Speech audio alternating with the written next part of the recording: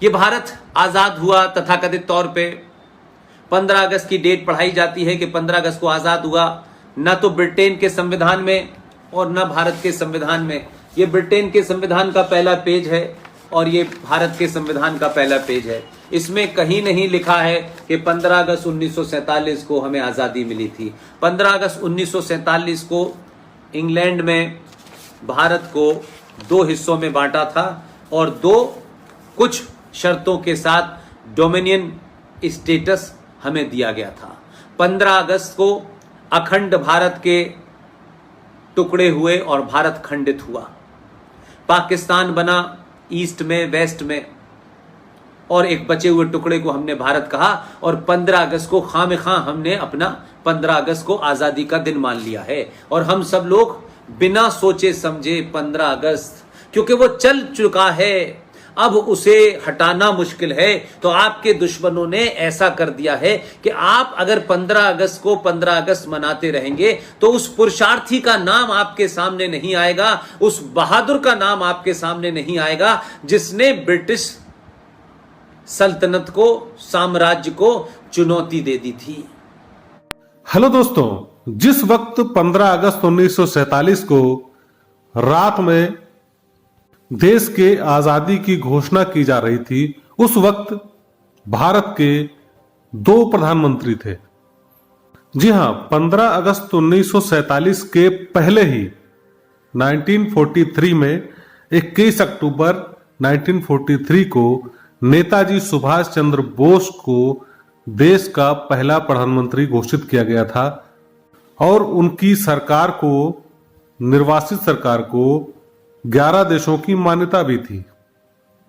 लेकिन अंग्रेजों और उनके चाटुकारों ने, सत्ता के दलालों ने, सत्ता की लालच में नेताजी सुभाष चंद्र बोस को नेपथ्य में ढकेल दिया अपनी साजिशों और खुराफातों से। अगर दस्तावेजों में देखें तो 15 अगस्त 1947 भारत और पाकिस्तान के बंटवारे का दिन है, न कि आजादी का दिन।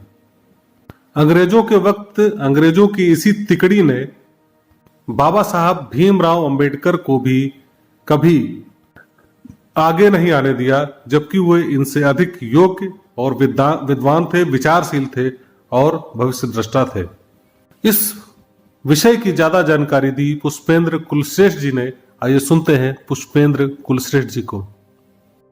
जो महान लोग थे जिन्होंने उस वक्त की तमाम उन षड्यंत्रों को समझ लिया था, उनके बारे में चर्चा इस देश में कम होती है।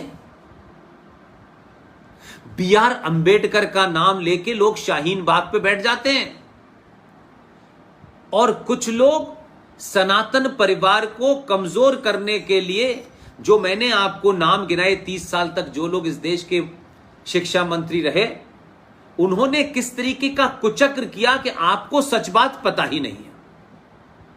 और जब आपको सच पता नहीं होगा तो आप कंटिन्यूअस दूसरे के बिछाए जो जाल है, जो एकेडमिक जाल है, जो इंटेलेक्चुअल जाल है, आप उसमें फंसते जाएंगे और धीरे धीरे आप अपने राष्ट्र के प्रति ही खड़े हो जाएंगे। B.R. अंबेडकर का नाम लिया गया, लेकिन B.R. अंबेडकर की असली किताब का नाम किसी ने नहीं बताया। B.R. अंबेडकर से ज्यादा ईमानदार, विद्वान, दूरदर्शी और विजनरी मैं किसी को नहीं मानता। कुछ चापलूस अंग्रेजों की चप्पल उठाने वाले लोग, कुछ चापलूस मुंह टेढ़ा करके अंग्रेजी बोलने वाले लोग, कुछ लोग अंग्रेजों में बैठ करके अपने आप को अंग्रेज समझने वाले लोग, जिन्होंने भारत का सौदा अंग्रेजों से कर लिया था, जिन्होंने भारत के वीर पुरुषों का, सुभाष चंद्र बोस का, खुदीराम बोस का, सावरकर का सौदा अंग्रेजों से कर लिया था, क्योंकि अंग्रेजों ने जाने से पहले उन्हें सत्ता देनी थी। उन्होंने अंबेडकर जैसे लोगों को समाप्त कर दिया। B.R. अंबेडकर की 2 किताबें ये बच्चे जरूर पढ़ें। जो लोग ग्रेजुएशन कर रहे हैं वो जरूर पढ़ें। और ये शुद्ध रूप से उनकी लिखी किताबें हैं, ये किसी तीसरे ने नहीं लिखी हैं। अंबेडकर की एक किताब का नाम है थॉट्स ऑन पाकिस्तान और दूसरी किताब का नाम है पाकिस्तान और पार्टीशन ऑफ इंडिया। इसे पढ़ें। इन सब चीजों को मैं इसलिए बता रहा हूं कि अभी जिस उम्र में शारदा और शारदा के दोस्त और जो ऊपर की उम्र के लोग हैं वो इनको पढ़ेंगे। बहुत बड़ा किताबें नहीं हैं, कुछ कुछ पढ़ लें। और हम जैसे लोग, जो हमारी पूरी टीम है, वो ये हम जानते हैं कि आज के दौर में लोगों के पास पैसा बहुत है, टाइम कम है। और हमने ये मान लिया है कि पैसा बहुत होने से ज्यादा फायदा है, टाइम भले ही कम हो जाए।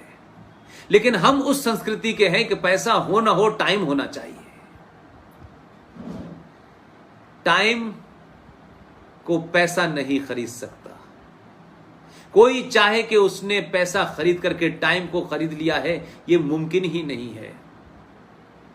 लेकिन अगर आपके पास समय है तो आप पैसा कमा सकते हैं।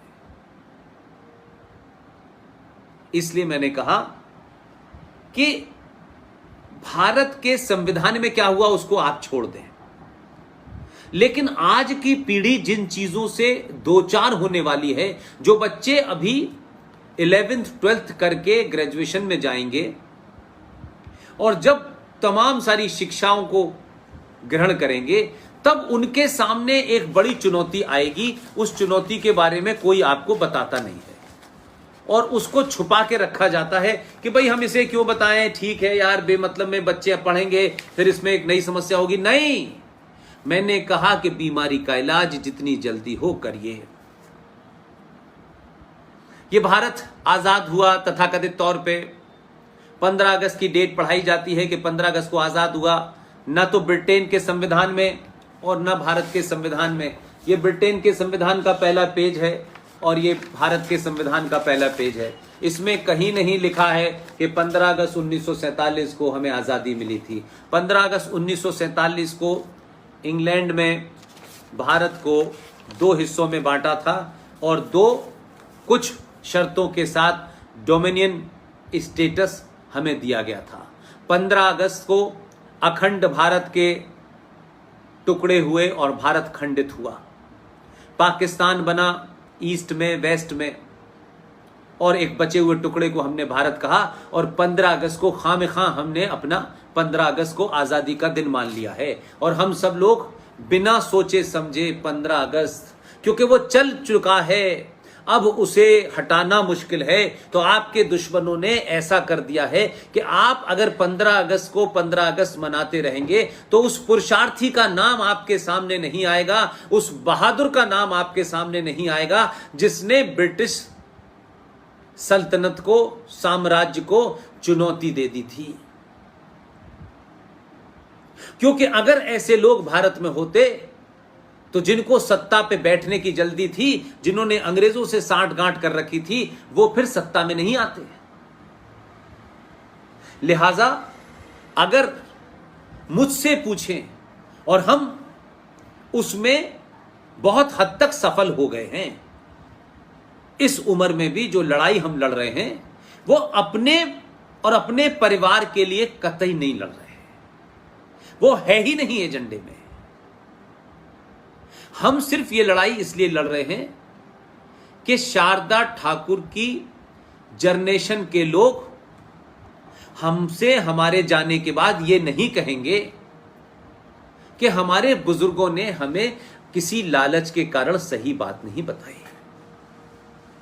इतना ही बर है, आप बात हमारी माने, तथ्यात्मक लगे तो लोगों को बताएं, गलत लगे तो जब तक ठीक न लगे तब तक बताएं ना।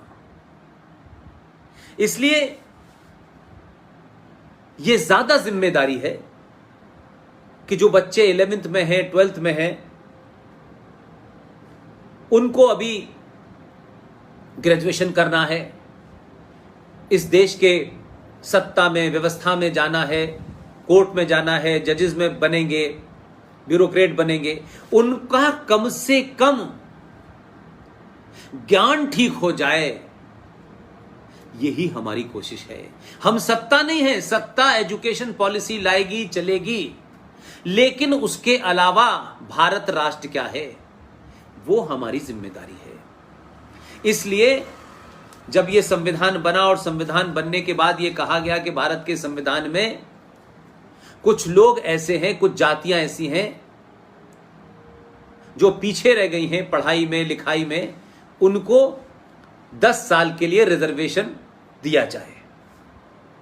और अंबेडकर अपनी किताब में साफ साफ कहते हैं कि यही बात थी, 10 साल से ज्यादा नहीं देना था।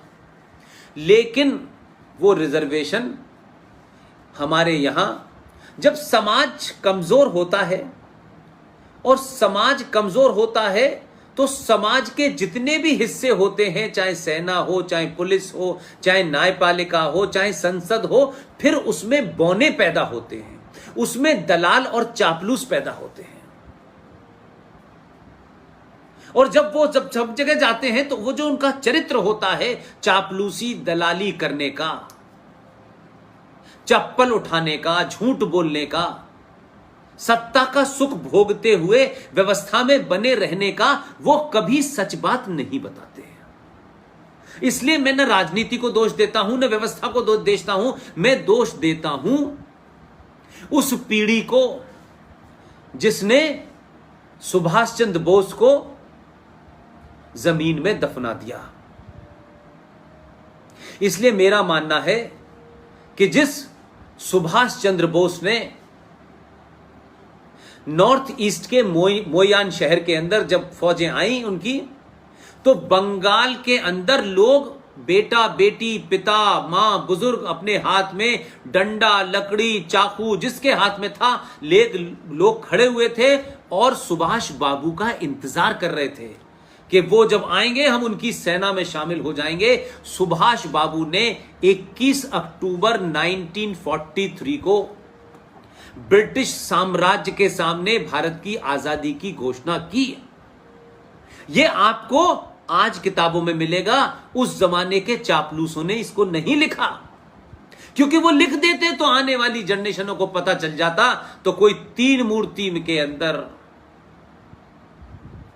दिल्ली में जो कब्रें बनी हुई हैं, शांतिवन, उनकी कब्रों को लोग उखाड़ के फेंक देते हैं कि तुमने कैसे हमारी नस्लों को साथ धोखा किया, गद्दारी की, कैसे तुमने उन्हें झूठ पढ़ाया। इसलिए उन्होंने आपको बताया नहीं। 21 अक्टूबर 1943 को सुभाष चंद्र बोस ने Indian national army, Azad Hind फौज के साथ मोयान शहर में जब डिक्लेरेशन किया कि भारत की आजादी की मैं घोषणा करता हूं, उन्हें उस वक्त जितने भी लोग थे, हजारों लोग थे उसमें, उन्होंने उन्हें अपना देश का प्रधानमंत्री घोषित किया। करेंसी चली, टिकट चला, बैंक बना, और मात्र 10 दिन के अंदर जर्मनी और यूएसएसआर जैसे दुनिया के शक्तिशाली लोगों ने भारत की उस आजादी का समर्थन किया, और उस आजाद भारत की घोषणा के बाद भारत को रिकॉग्नाइज कर लिया। या नहीं, इंडियन नेशनल आर्मी की जो सत्ता थी, जो प्रधानमंत्री थे, उसको 11 दुनिया के देश मात्र 10 दिन में एक्सेप्ट कर लिया। भारत के अंदर ब्रिटिश सरकार के दलाल, चापलूस और ब्रिटिश सेना के हाथ पैर कांप गए। आजाद हिंद सेना ने सेना के अंदर विद्रोह कर दिया। 60,000 की सेना में से 26,000 आजाद हिंद फौज के लोग लड़ते लड़ते मारे गए। हाँ, समय आ गया है कि युवा अपने ज्ञान का वर्धन करें और सही जानकारी के लिए उन पुस्तकों को पढ़ें जो हमारे विद्वान पूर्वजों ने लिखी हैं, जिनमें बाबा साहब भीमराव अम्बेडकर की पुस्तकें भी हैं। अगर नेहरू की तिकड़ी ने खेल न किया होता, अंग्रेजों से मिली भगत करके सत्ता की दलाली न की होती, तो भारत के प्रथम प्रधानमंत्री निश्चय जानिए या तो सरदार वल्लभ भाई पटेल होते या नेताजी सुभाष चंद्र बोस। समय बीतने के साथ साथ जैसे ही एक राष्ट्रीय दल के कारनामों का खुलासा हो रहा है, लोगों का बड़ी संख्या में मोह भंग भी होता जा रहा है कि कितनी बड़ी साजिश के तहत हमारी एक पूरी की पूरी पीढ़ी को मानसिक रूप से गुलाम बनाए रखा गया। अंग्रेजों को और उनकी चीजों को, उनके कानूनों को बहुत बेहतर बताया गया। मतलब ऐसी मनोदशा बना दी गई जिससे मानसिक रूप से संवेदनहीन कर दिया गया है। सच तो यह है कि अगर जनता समय रहते सारी चीजों के सच जान जाती तो इन कांग्रेसियों के प्रतीकों को देश से उखाड़कर फेंक देती। 1947 ही क्यों, आज भी आप देखिए सत्ता की लालच में हमारे देश के, हमारे धर्म के सनातनी लोग किस तरीके से सनातन का, धर्म का और राष्ट्र का नुकसान करने में कोई संकोच नहीं कर रहे हैं। हमें अंग्रेजों और उनके चाटुकारों के बुने गए जाल से निकलने का समय अब आ गया है। हमारे युवाओं को चाहिए कि सही ज्ञान अर्जित करें, सही तथ्यों को अर्जित करें। इसके लिए हमारे अच्छे पूर्वजों द्वारा, अच्छे राष्ट्रवादी नेताओं द्वारा लिखी गई पुस्तकें जरूर पढ़ें। आज पूरे देश में और भारत के प्रति, अपने देश के प्रति पूरी दुनिया में जो परिवर्तन आया है, जो नजरिए में बदलाव आया है, उसकी वजह आप जानते हैं हमारे युवाओं में, हमारे समाज में, सनातनियों में आई जागरूकता ही है, जिसने एक ऐसी सरकार को केंद्र में और कई राज्यों में सत्ता में बैठाया है जो कि बाकी चीजों के साथ राष्ट्र और संस्कृति के लिए भी काम करने में संकोच नहीं करते। राष्ट्रवाद की अलख जगाने निकले पुष्पेंद्र कुलश्रेष्ठ जी को आपने सुना, आप उनके विचारों से सहमत हैं तो हमारे चैनल को लाइक करिए और सब्सक्राइब जरूर करिए ताकि हमारे वीडियो आपको मिलते रहें। मिलते हैं अगले अंक में, तब तक के लिए जय हिंद, जय भारत।